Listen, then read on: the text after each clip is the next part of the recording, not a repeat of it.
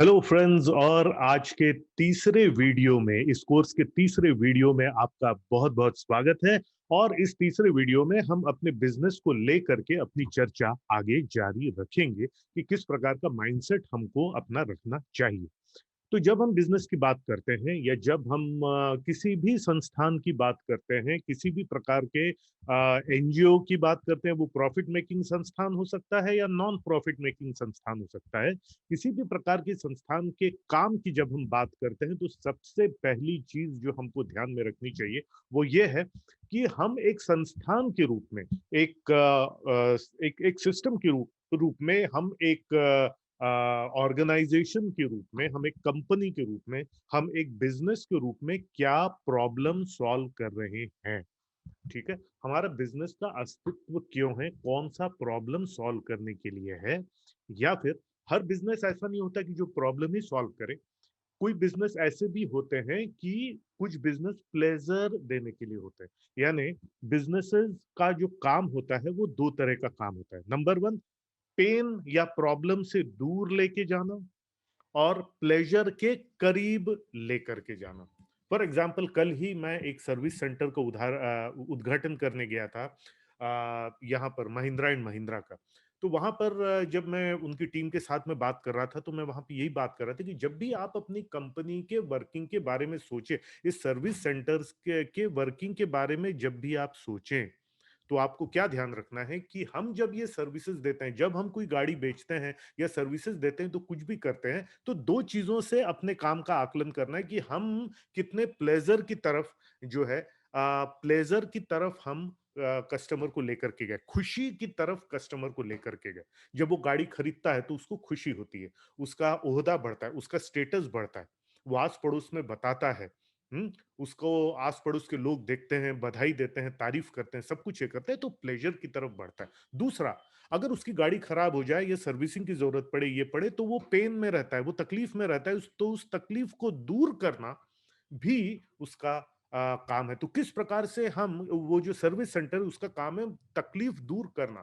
या सर्विसिंग का इशू आ गया, गाड़ी कहीं खराब हो गई या किसी भी प्रकार का प्रॉब्लम आ गया, तो वो सपोर्ट देना, क्योंकि अब वो प्लेजर की तरफ नहीं जा रहा है, वो पेन की तरफ है, वो माइनस में चला गया है, माइनस से उसको जीरो तक लाना, ये भी काम होता है। तो हर बिजनेस का, हर बिजनेस, आप जिस भी बिजनेस में हैं या बिजनेस को स्टार्ट करना चाहते हैं, ये दो चार पॉइंट्स आप लिख लें। नंबर वन, कि कौन सा प्रॉब्लम आपका बिजनेस जो है वो सॉल्व कर रहा है, यानी पेन से दूर कैसे लेकर के जा रहा है, दर्द से, तकलीफ से दूर कैसे लेकर के जाता है। ये चार पांच पॉइंट्स आप लिख लें। और नंबर टू, कौन सी खुशी आप उनको देते हैं, आपके बिजनेस के माध्यम से कैसे आपके कस्टमर को, मार्केट को, सोसाइटी को खुशियां मिलेंगी, वो चार पांच पॉइंट्स जो हैं वो आप लिख लें। और इस प्रकार से आपको समझ में आएगा कि अगर ये दोनों काम आप बहुत अच्छे से करते हैं, तो किस प्रकार से आपका बिजनेस जो है वो एक जो है सोसाइटी में एक मिशन को अचीव करता है। और यही आपकी कंपनी का मिशन होगा, किस तरह से एक बेहतर दुनिया बनती है, किस तरीके से एक बेहतर जनसंख्या बनती है, जनमानस बनता है, किस प्रकार से एक बेहतर दुनिया, एक बेहतर मार्केट, एक बेहतर जीवन इस धरती पर आता है आपके बिजनेस के माध्यम से। ये सबसे पहले आइडेंटिफाई करना बहुत जरूरी है, और तब हमको समझ में आएगा कि हम किस प्रकार से काम करें, किस प्रकार से प्लान करें, किस प्रकार से हम ये करें। जो भी एक्टिविटी हम करते हैं, जो भी एक्टिविटी हम करते हैं बिजनेस के अंदर या बिजनेस से रिलेटेड, हमको सबसे पहले ये सोचना है, नंबर वन, मैं इसके माध्यम से जो मेरा कस्टमर है उसको खुशियों की तरफ, प्लेजर की तरफ लेके जा रहा हूं, या उसको तकलीफों से दूर कर रहा हूं। किस प्रकार का मेरा ये वर्किंग है, या दोनों हो रहा है यहाँ पे, तो किस प्रकार से हो रहा है। दूसरा, जो हमारी कंपनी का उद्देश्य है कि एक बेहतर जीवन बनाना इस धरती पर, एक बेहतर दुनिया बनाना, एक बेहतर मार्केट बनाना, एक बेहतर इंसानियत बनाना, उसकी तरफ मैं किस प्रकार से कंट्रीब्यूट कर रहा हूं।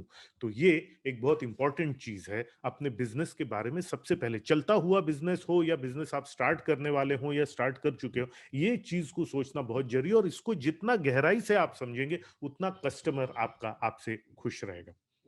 अगला पॉइंट, ये जब हम बिजनेस चलाते हैं तो ये तो हुई विजन और मिशन की बात, और किस प्रकार से हमारा उद्देश्य क्या है, हमारा कोर पर्पस क्या है बिजनेस का, ये हमको समझ में आ गया। ठीक है? कि हम लोगों को तकलीफों से दूर ले जा करके या प्लेज़र या खुशी के करीब ले जा करके किस प्रकार से एक बेहतर दुनिया बना रहे हैं। अगला, जब हम डे टू डे वर्किंग है बिज़नेस का, डे टू डे रनिंग जो है बिज़नेस का, उसको भी समझना बहुत ज़रूरी है और कोई भी बिज़नेस, वो चाहे छोटा से छोटा बिज़नेस हो, उसको रन करने के 7 हॉर्सेस या 7 फंक्शंस होते हैं, 7 फंक्शंस होते हैं किसी भी बिज़नेस के। इसको 7 फंक्शंस बोल लीजिए या 7 हॉर्सेस, जैसे सूरज के 7 घोड़े होते हैं ना, उस प्रकार से ये 7 घोड़े किसी भी बिज़नेस के होते हैं। ये 7 घोड़े जो इसके रथ को खींच करके लेके जाते हैं। तो ये 7 घोड़े हमारे बिज़नेस के क्या हैं, ये समझना जो है वो अत्यंत आवश्यक है। तो ये 7 घोड़े कौन से हैं? ये 7 हॉर्सेस कौन से? आइए हम इसकी बात करते हैं। तो ये 7 हॉर्सेस आपको दिख रहे हैं। देखिए कितना खूबसूरत चित्र है। ये जैसे सूरज के 7 घोड़े होते हैं, ये हमारे बिज़नेस के 7 घोड़े हैं या हमारे बिज़नेस के रथ के 7 इंजन हैं, जो हमको लेकर के चलते हैं। Marketing, sales, operations, account and finance, human resource, R and D and admin. कितना भी छोटा से छोटा बिज़नेस हो या बड़ा से बड़ा बिज़नेस हो, ये 7 फंक्शंस ही होते हैं। जब बिज़नेस बड़ा हो जाता है, तो ये 7 अलग-अलग डिपार्टमेंट्स हो जाते हैं। जब बिज़नेस छोटा रहता है, तब ये 7 अलग-अलग फंक्शंस होते हैं किसी भी बिज़नेस के। आइए एक-एक करके समझते हैं कि अपने बिज़नेस के ये 7 घोड़ों को किस प्रकार से आप समझे, आपके बिज़नेस के 7 घोड़े ये कौन से हैं? सबसे पहले सबसे पहले ये 7 घोड़े कौन से? Number 1 is marketing.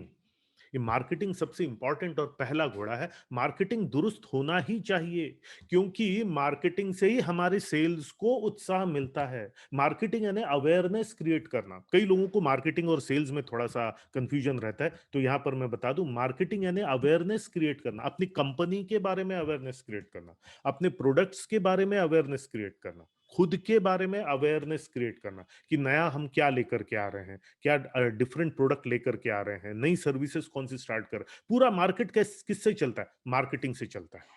पूरा का पूरा हमारा मार्केट जो है वो मार्केटिंग से चलता है। जो हम विज्ञापन देखते हैं, अलग अलग तरह के मैसेजेस हम देखते रहते हैं, हमको पता चलता है कौन सा नई गाड़ी आ रही है, कौन सा नया मोबाइल आ रहा है, कौन सी नई सुविधा आ रही है, क्या हो रही है, किस कंपनी ने कौन सा नया प्रोडक्ट लाया। ये पूरे मार्केटिंग के माध्यम से ही हमको पता चलता है। अगर मार्केटिंग ना हो तो हमको पता ही ना चले कि मार्केट में क्या आ रहा है।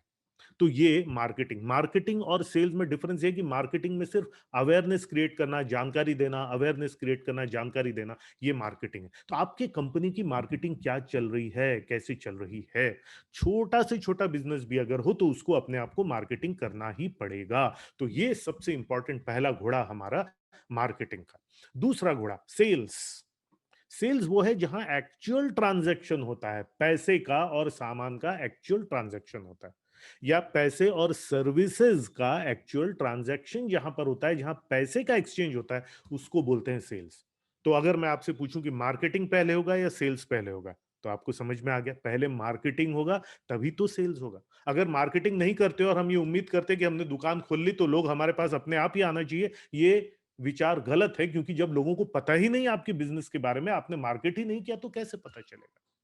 करेक्ट है? सो सेल्स, सो मार्केटिंग और फिर उसके बाद सेल्स। तो सेल्स एक फंक्शन है जहां पर एक्चुअली जो कस्टमर आ गया उसको कन्विंस करने करके सेलिंग की कैपेसिटी होनी चाहिए, आप में होनी चाहिए, हमारी टीम में होनी चाहिए, हमारे ओवरऑल बिजनेस में सेलिंग की कैपेसिटी होनी चाहिए, ज्यादा सेलिंग की कैपेसिटी होनी चाहिए, नीड फुलफिलमेंट करके, सेल्स करके पैसे लेने की, अर्थ लाभ की कैपेसिटी होनी चाहिए। सो मार्केटिंग और दूसरा जो हमको सेल्स समझ में आया, मार्केट यानी अवेयरनेस क्रिएट करना। अवेयरनेस के बाद में जिसको जो उसकी जरूरत महसूस होगी वो आपके पास आएगा, और जब आपके पास आता है तो उसको सेल करने की कैपेसिटी आप में होनी चाहिए। तो ये दूसरा घोड़ा हो गया सेल्स। तीसरा घोड़ा operations, day to day routine internal working. Day to day internal working यानी कस्टमर के आने के पहले ही सुबह से क्या-क्या काम करके अपने को तैयारी करनी है। जब कस्टमर आता है तो किस प्रकार से काम किया जाता है, कस्टमर जर्नी किस प्रकार से रहेगी, पहले कस्टमर कहाँ आएगा, फिर नेक्स्ट स्टेप पे क्या होगा, फिर अगले स्टेप पे क्या होगा, फिर चौथे स्टेप पे क्या होगा, इस प्रकार का। या फिर अगर कोई मैन्युफैक्चरिंग यूनिट है, तो उनका ऑपरेशंस क्या होगा, सुबह से फैक्ट्री खुलने के बाद में क्या-क्या काम करना। फॉर एग्जांपल फैक्ट्री खुलने के बाद में सबसे पहले ये 3 लाइट ऑन करना, उसके बाद वो मशीन को चालू करना, फिर तीसरा स्टेप देखना आज कितना माल अपने को बनाना है। फॉर एग्जांपल कुर्सियां बनाने की फैक्ट्री है, तो कितना माल आज बनाना है उसका रिपोर्ट देखना, उसके बाद इतना माल बनाना है तो कितना कच्चा माल, कितना रॉ मटेरियल मंगवाना या स्टोर से लेकर के आना, फिर वो रॉ मटेरियल को मशीन में डालना, मैन्युफैक्चरिंग करना, मैन्युफैक्चरिंग के 8-10 स्टेप्स रहेंगे, उन सबको जोड़ना, असेंबल करना और वो कुर्सी बनाना। वो कुर्सी बनने के बाद में अगला स्टेप रहेगा, ये मैं जस्ट एग्ज़ाम्पल के तौर पे बता रहा हूँ, अगला स्टेप रहेगा देखना कुर्सी मजबूत तो है, उसमें डिफेक्ट तो नहीं है, वो रिजेक्शन या एक्सेप्टेंस प्रोसेस रहेगा, उसके बाद वो कुर्सी जाएगी, अलग-अलग कुर्सियों कितनी चाहिए उनकी जो है पहले फिर लेबलिंग होगी, सेकंड टाइम एक बार फिर टेस्टिंग होगी, जब माल पूरा अप्रूव होगा तो उनकी पैकिंग होगी, वो गोदाम में रखा जाएगा, फिर जो जितना ऑर्डर है उसके हिसाब से वो डिस्पैच किया जाएगा, पैक किया जाएगा, इनवॉइस बनाया जाएगा और फिर ट्रांसपोर्ट में डाल के वो डाला जाएगा और जब माल पहुँच जाएगा उसके बाद में पेमेंट की प्रक्रिया जो होगी, ये पूरा ऑपरेशंस है, ये डे टू डे वर्किंग है। तो आपकी कंपनी में ऑपरेशंस किस प्रकार से होता है, ये आपको समझना है। करेक्ट है? तो ये हो गया तीसरा घोड़ा operations, very very important day to day working. चौथा human resource, team related matters.